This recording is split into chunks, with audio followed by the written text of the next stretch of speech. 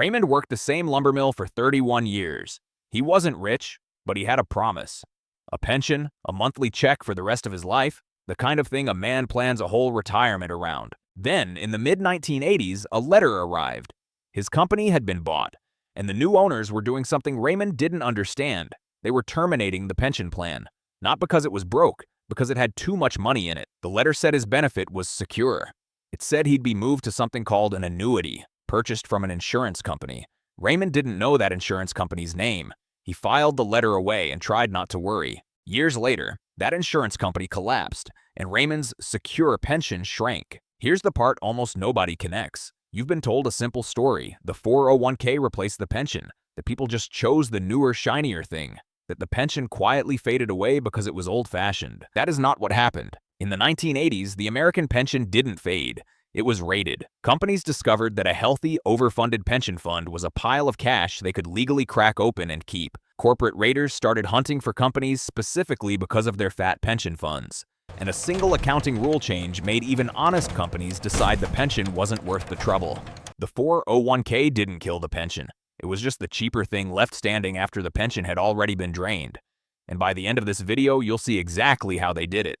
Legally, quietly, and with a paper trail. To understand what happened to Raymond, you first have to understand a word that sounds boring and turns out to be the whole story: overfunded. A traditional pension, what's called a defined benefit plan, works like this. The company promises you a specific check in retirement. To back that promise, it sets aside money in a pension fund and invests it. Source: U.S. Department of Labor. Definition of defined benefit plans. Now here's the thing.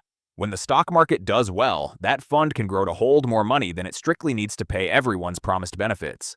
When that happens, the plan is overfunded. There's a surplus. In the booming markets of the 1980s, a lot of pension funds became overfunded, and that surplus created a temptation that changed American retirement forever. Because legally, at the time, that surplus wasn't treated as belonging to the workers. If a company terminated its pension plan, shut it down entirely, it was only required to make good on the benefits already promised. It could buy annuities to cover those benefits, and then whatever was left over in the fund, the company could take for itself. In cash, this maneuver had a name: a reversion. The surplus reverted to the employer. Sit with what that means. A pension fund is money set aside for workers' retirements. But if it grew too healthy, the company could shut the whole thing down and pocket the excess, and it was completely legal. And it was not a rare trick. According to the Government Accountability Office, through the 1980s, employers terminated well over 1,000 overfunded plans and recaptured on the order of $20 billion in surplus pension assets. $20 billion that had been set aside for people like Raymond, pulled back out and kept. A pension surplus wasn't a safety cushion for workers. It was, in the eyes of the law, a jackpot for whoever owned the company, which is exactly what caught the attention of some very specific people. The 1980s were the age of the corporate raider, the hostile takeover, the leveraged buyout.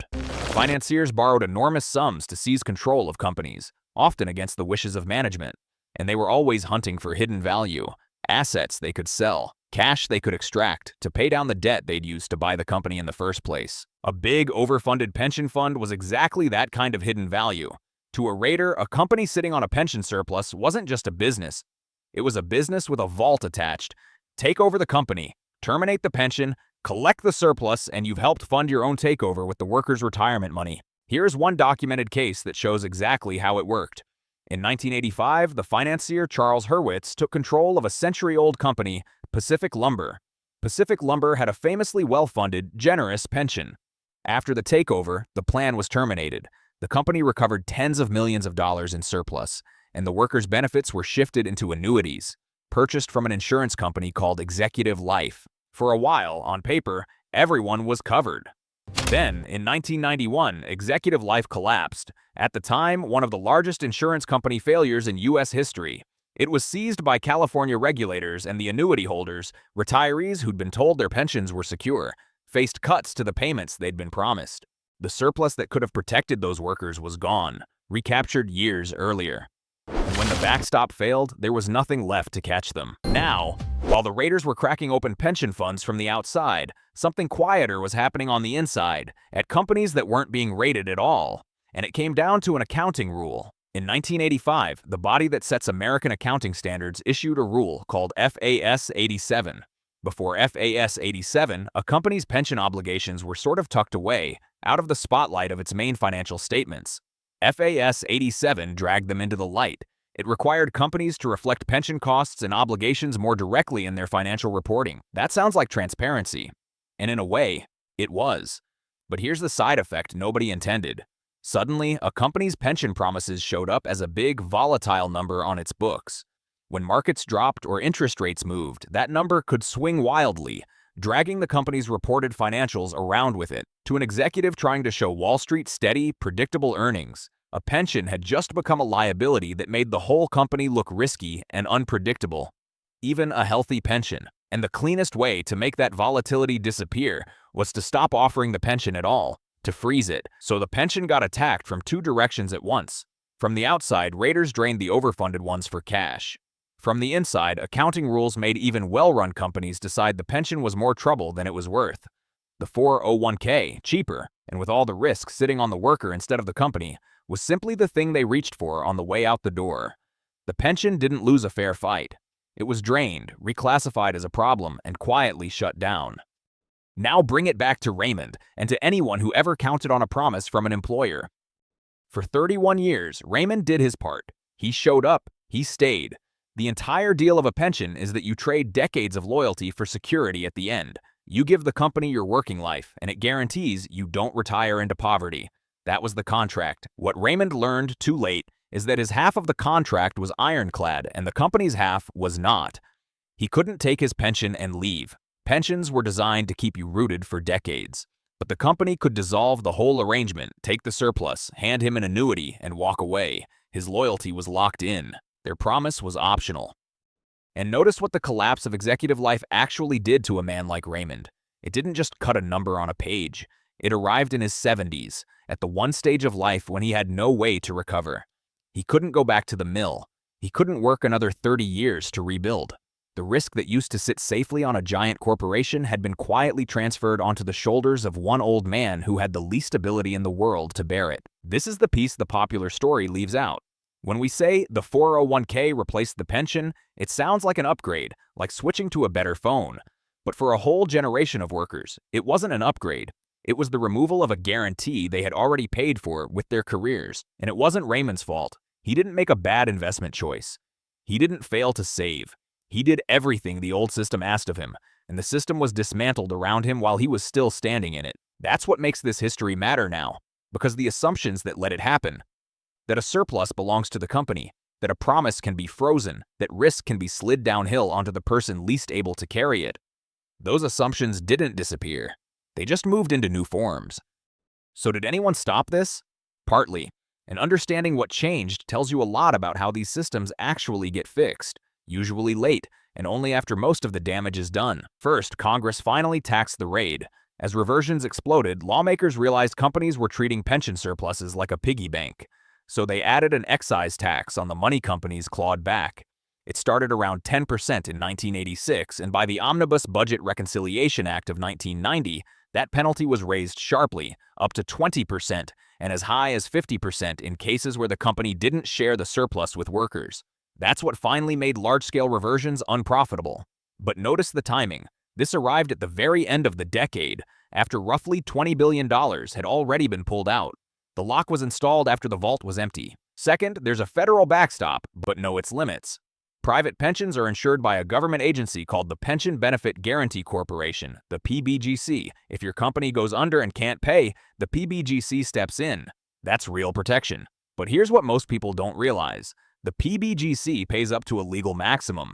If your promised pension was larger than that cap, you don't get all of it. The guarantee is a floor, not a full replacement. So if you or someone in your family still has a traditional pension, here are the things genuinely worth knowing. 1. Understand the word frozen. A frozen pension isn't canceled, but it stops growing. If you hear your plan is being frozen, it means the promise is being capped where it stands, and it's often the first step toward the company exiting pensions entirely. 2. Know whether your benefit is PBGC insured and roughly where the cap is. If your promised pension is near or above that maximum, you're carrying risk you may not know about. 3. If you're ever offered a lump sum or an annuity buyout to give up a pension, treat it as a serious decision, not a favor. Companies offer these to move the obligation and the risk off their books and onto you. That may still be the right choice for you, but understand what's being transferred before you sign. None of these are loopholes. They're just the parts of the system that the people who benefit from your not knowing are perfectly happy for you to never learn.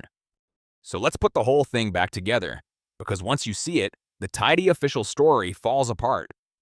You were told the 401k replaced the pension because people preferred it. The real sequence is uglier. In the 1980s, overfunded pension funds became targets.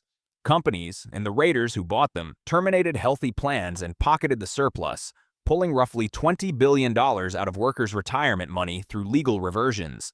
A 1985 accounting rule, FAS 87, made even well-funded pensions look risky on the balance sheet, pushing honest companies to freeze them. Congress didn't tax the raid heavily until 1990, after the money was gone, and the federal backstop, the PBGC, catches you only up to a cap. The pension didn't die of old age. It was drained, reclassified as a problem, and quietly shut down. And the 401k, which slid all the risk onto you, was simply what was cheapest to offer once it was gone. Raymond didn't lose his pension because he was careless. He lost it because the surplus that was supposed to protect him was, in the eyes of the law, someone else's to take. You just learned in 15 minutes what he learned the hardest way there is. If this changed the way you understand your own retirement, do two things. Subscribe, because next, we're going back to the actual clause. The 3 sentences added to the tax code in 1978 that a single consultant reinterpreted into the 401k, a system its own inventor now says he'd blow up and start over. And drop one word in the comments. Does anyone in your family still have a real pension? The kind that pays for life? Because that number is shrinking fast, and most people have no idea why. The most expensive decisions are rarely announced. They arrive as a boring word on a letter. Terminated, frozen, reverted. Quiet enough that by the time you understand what it meant, the money is already gone.